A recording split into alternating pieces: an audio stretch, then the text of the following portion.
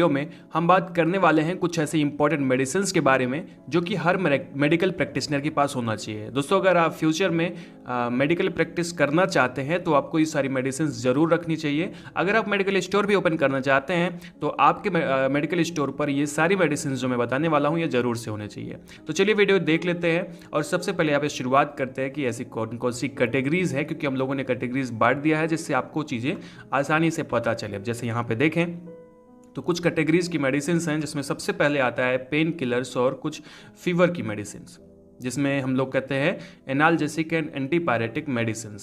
दूसरी कैटेगरी यहाँ पे हमने रखी है कफ और एंटी एलर्जिक मेडिसिन की। तीसरी होती है वोमिटिंग एंड गैस की। इसकी कुछ मेडिसिन जो आपके पास होनी चाहिए क्योंकि ये सब कॉमन प्रॉब्लम्स हैं। कुछ कॉमन एंटीबायोटिक्स जो कि ज़्यादातर यूज किए जाते हैं वो कौन से हैं। उसके बाद कुछ अलग से मेडिसिन जो कि आपको अपने पास ज़रूर रखने चाहिए, मिसलिनियस या अदर में हम लोग उसको देख लेंगे। तो चलिए वीडियो की शुरुआत कर लेते हैं और सबसे पहले देखते हैं ऐसी कौन कौन सी पेन किलर्स और फीवर में यूज़ होने वाली मेडिसिन आपके पास होनी चाहिए। जिसमें अगर हम फीवर की सबसे पहले बात करें, जिसको हम एंटीपायरेटिक मेडिसिन भी बोलते हैं, उसमें आपको पता है कि एक ही मेडिसिन ज़्यादातर यूज़ होती है जो कि है पैरासीटामॉल, जो कि 500 mg में यूज़ होती है और 650 mg में यूज़ होती है। तो आप इसको अपने पास ज़रूर से रखेंगे और इसमें आप कोई भी ब्रांड ले रख सकते हैं। अगर जेनरिक मिल जाती है, कोई सस्ती ब्रांड मिलती है तो आप ज़्यादा उसको रखें तो ज़्यादा अच्छा रहता है, क्योंकि आपको पेशेंट को भी देखना होता है। दोस्तों, अब इसमें डोलो, कालपाल, क्रोशिन, पैरासिप या दूसरी बहुत सारी मेडिसिन आती हैं। आप कोई भी रख सकते हैं जो भी आपको इजी लगता है रखना और थोड़ा सा जो सस्ती पड़ती है। दूसरी अगर हम कैटेगरी की बात करें जो कि है पेन किलर, जिसको हम लोग एनाल्जेसिक मेडिसिन भी कहते हैं, इसमें अगर हम ध्यान से देखें तो क्योंकि जब पेन किलर्स हम लोग लेते हैं तो उसमें पैरासीटामॉल भी लेते हैं क्योंकि पेन के साथ में हल्का सा फीवर भी आपको होता है। तो इसके लिए जो सबसे अच्छी मेडिसिन एक्चुअली पेन किलर अगर देखा जाए तो अगर प्लेन पेन किलर की बात करें तो एसिक्लोफिनेक होता है, डाइक्लोफिनेक होता है, बहुत सारी चीज़ें होती है, निमोस्लाइड होता है। पर अगर थोड़ा सा आपको फीवर है तो उस टाइम पे आपको ये रखना पड़ेगा मेडिसिन, अगर पेशेंट को थोड़ा सा फीवर है, जिसमें एसिक्लोफिनेक 100 mg, पैरासीटामॉल 325 mg मतलब 325 mg इसकी जो मेडिसिन होती हैं वो आपको रखनी होती हैं। इसकी जो फेमस ब्रांड है वो जीरोडॉल पी के नाम से आती है। पहले 325 की जगह हम लोग जो देखते थे कि पैरासीटामॉल 500 की आती थी, पर अब जो है 325 ही आती है क्योंकि उसका जो साइड इफेक्ट होता था वो ज़्यादा होता था। नेक्स्ट जो मेडिसिन होती है, अगर आप किसी भी पेशेंट को पेन हो रहा है, थोड़ा सा बहुत घाव है, हल्का बहुत फीवर है, तो उस टाइम पे ये मेडिसिन दी जाती है जो कि जीरोडॉल एसपी के नाम से फेमस है, जिसमें एसिक्लोफिनेक होता है, पैरासीटामॉल होता है और सेरेटियोपेप्टाइडेज होती है। तो आपको ये मेडिसिन पेशेंट को देनी होती है क्योंकि ये मेडिसिन बहुत कारगर होती है उस कंडीशन के लिए। अगली जो मेडिसिन है वो निमोस्लाइड है और पैरासीटामॉल है। इसे पेन किलर है और फिर हल्के से फीवर के लिए है। और अगर आप ध्यान से देखेंगे तो सर दर्द में जो मेडिसिन यूज़ होती है शूमो, वो ज़्यादातर इसमें एक्चुअली शूमो जो है ब्रांड है और वो निमोस्लाइड प्लस पैरासीटामॉल होता है, तो खास करके सर दर्द में इसका यूज करते हैं। तो निमोस्लाइड ये जो है हम लोग इसको यूज कर सकते हैं और इसको आपको अपने पास ज़रूर रखना चाहिए। अगर आप मेडिकल प्रैक्टिस कर रहे हैं या करने वाले हैं तो आपको ये सब रखना ज़रूर पड़ेगा। दोस्तों, नेक्स्ट अगर किसी भी पेशेंट को स्टमक पेन हो रहा है उस टाइम पे उसको कौन सी मेडिसिन देनी है, तो उसके लिए एक्चुअली डाइसाइक्लोमीन टैबलेट्स आती हैं। डाइसाइक्लोमीन आप रख सकते हैं, पर जो अच्छी मेडिसिन होती है उसमें मेफेनेमिक एसिड और डाइसाइक्लोमीन का कम्बिनेशन आता है। अगर इसके ब्रांड की बात करें तो मेप्टाल इस्पास के नाम से आती है, दूसरे भी ब्रांड से आ सकती है, आप कोई भी ब्रांड रख सकते हैं, उसके लिए कोई बहुत ज़्यादा वो नहीं है, बस ये कम्बिनेशन ज़रूर होना चाहिए। ठीक है, तो ये मेडिसिन जो होती है स्टमक पेन के लिए होती है। थोड़ा सा हम लोग मेडिसिन के बारे में अगर यहाँ पे डिटेल देखें तो ये सारी मेडिसिन है जो मैंने आपको बताया, जिसमें दिखे ये वेबडोलो एसपी है जो कि मैंने आपको बताया घाव के साथ में ये दर्द और बुखार में भी फ़ायदा करती है। पेट दर्द के लिए मेप्टाल इस्पास होती है, डोलो टैबलेट्स होती हैं, क्रोशिन है जो कि पैरासीटामॉल है और एसिक्लोफिनेक पैरासीटामॉल 325 mg जो कि जीरोडाल पी के नाम से आती है, एंड शूमो है और ये जीरोडाल एसपी है। तो ये सारी मेडिसिन जो है वो पेन किलर और दर्द के लिए, पेन किलर और फीवर के लिए यूज़ होती हैं, पेट दर्द के लिए यूज़ होती हैं। चलिए, तो नेक्स्ट स्लाइड में हम लोग देख लेते हैं अगला जो कैटेगरी है जो कि है कफ और एंटी एलर्जिक मेडिसिन। यहाँ पे अगर हम लोग देखें तो अगर कफ या खांसी की बात करें तो खांसी के लिए 3 प्रकार की खांसी होती है, एक्चुअली 2 प्रकार की खांसी होती है, पर आपको 3 प्रकार की मेडिसिन यहाँ पे दी जाती है। जैसे अगर हम बात करें तो खांसी अगर कफ युक्त है तो उसे हम लोग कॉफ़ी नहीं, एक्चुअली कफ, उसको हम लोग बेड कफ कहते हैं। मतलब सूखी एक्चुअली गीली खांसी जिसमें कफ आता है बॉडी से, मतलब बलगम निकलता है, ठीक है, तो इसके लिए ज़्यादातर एक्सपेक्टोरेंट दिया जाता है। और ड्राई कफ होता है, ड्राई कफ में क्या होता है कि एक्चुअली सूखी खांसी आती है। या दूसरा चीज़ पेशेंट में पता नहीं लग पाता है कि उसको वेट कफ है या फिर ड्राई कफ है। तो यहाँ पे चलिए देख लेते हैं, अगर वेट कफ है तो उस टाइम पे हम लोग कौन सी मेडिसिन देते हैं। तो यहाँ पे सिरप दिया जाता है। तो कौन सा सिरप होता है, तो टर्ब्यूटालिन एंड ब्रोमाक्सिन HCl सिरप होता है, जो कि आपको अपने पास रखना चाहिए। अलग अलग ब्रांड से आता है, तो आप कोई भी ब्रांड रख सकते हैं। अच्छा देखो, ये जो है ना, ये एक एक्सपेक्टोरेंट होता है जो कि कफ को खींच करके बाहर निकालता है अंदर से। अगला होता है ड्राई कफ। अगर आपको किसी पेशेंट को सूखी खांसी आ रही है तो उसके लिए डेक्स्ट्रोमेथार्फेन हाइड्रोक्लोराइड क्लोरफेनरामिन मैलिएट सिरप होता है, तो उस पेशेंट को दिया जाता है। अलग अलग ब्रांड से आता है, आप कोई भी ब्रांड दे सकते हैं। ये मैं आपको बार बार कह रहा हूँ, जो भी ईजी हो, मतलब जो भी थोड़ा सा सस्ता हो, आप उसको दे सकते हैं।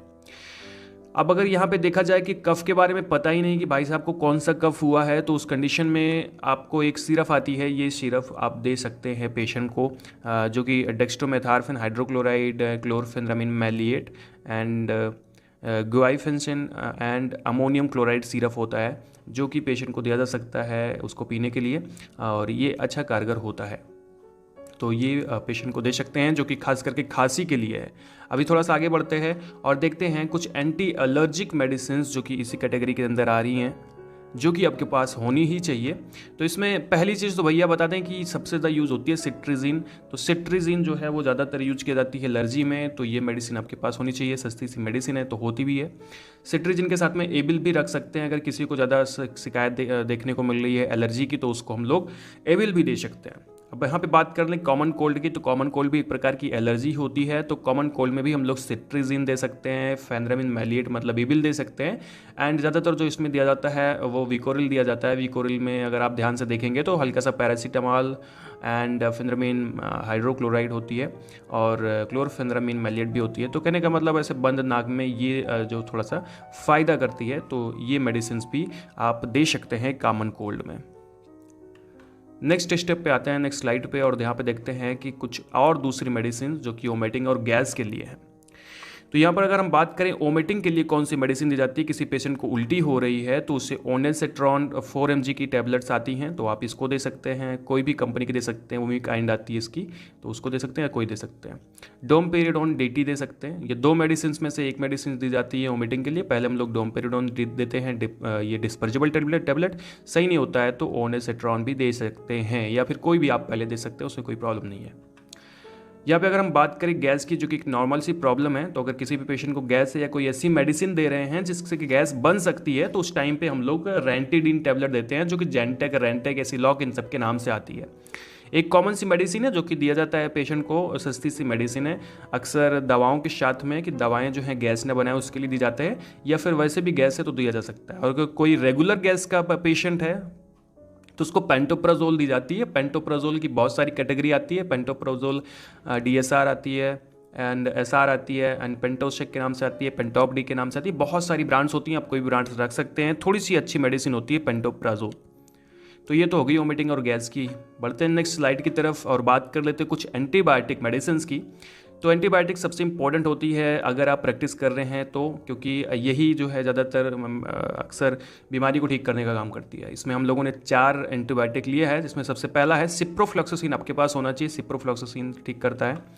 एंड जो ज़्यादातर यूज किया जाता है वो होता है एमॉक्सिसिलिन पोटेशियम क्लेविनेट, तो ये मेडिसिन भी आपके पास होनी चाहिए, ये भी दिया जाता है कई बार।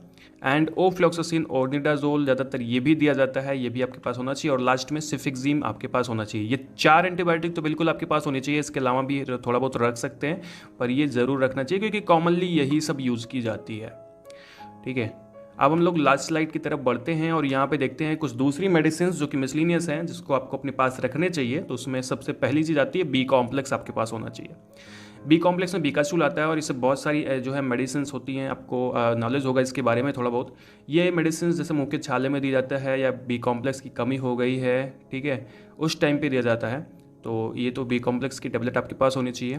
दूसरी आइसोसॉर्बिड डाइनाइट्रेट टेबलेट आपके पास होना चाहिए, जो कि हार्ट अटैक, हार्ट पेन में होना चाहिए। अगर आपका मेडिकल है तो उस पर ये मेडिसिन ज़रूर से ज़रूर होनी चाहिए, क्योंकि ये एक टेबलेट जो होती है लाइफ सेविंग ड्रग्स होती हैं। ये अगर किसी को हार्ट से संबंधित प्रॉब्लम है, हार्ट अटैक आ गया है, तो एक टेबलेट, अगर वो हॉस्पिटल नहीं पहुंच सकता, एक टेबलेट खिला देंगे तो वो बच जाएगा, तो आप उसको हॉस्पिटल पहुंचा सकते हैं।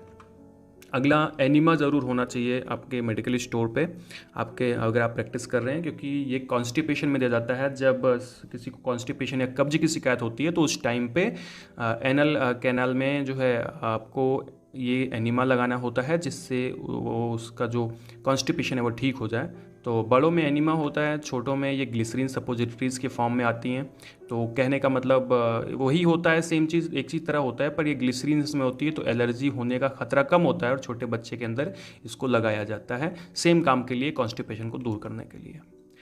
दोस्तों लास्ट में यहाँ पे अगर हम लोग देखें, एक भूख अगर नहीं लगती किसी पेशेंट को, खाना नहीं पचता है और खाने में प्रॉब्लम होती है, खाना नहीं खाया जाता है, तो उस टाइम पे एक जो है सिरप दिया जाता है पेशेंट को, जो कि ये दिया जा सकता है, जो आपके पास होना चाहिए, जिसमें कोई भी ब्रांड आप रख सकते हैं। पर अगर हम कॉम्बिनेशन की बात करें तो सिप्रोहेप्टेडिन ट्राइकोलिन सिट्रेट सॉर्बिटॉल इसका नाम होता है। अगर आप ध्यान दें तो एक प्रकार का ओरल सॉल्यूशन होता है जो कि पेशेंट के लिए दिया जाता है, तो ये मेडिसिन भी आपके पास होनी चाहिए। तो दोस्तों यहाँ पे हम लोगों ने बात करी कुछ ऐसी मेडिसिन की जो एक मेडिकल प्रैक्टिशनर के पास होना चाहिए, और ये बहुत ज़्यादा ज़रूरी है। ये सारी मेडिसिन अगर आप भविष्य में करना चाहते हैं तो आप ये ज़रूर ध्यान दीजिएगा कि ये सारी मेडिसिन आपके पास हो।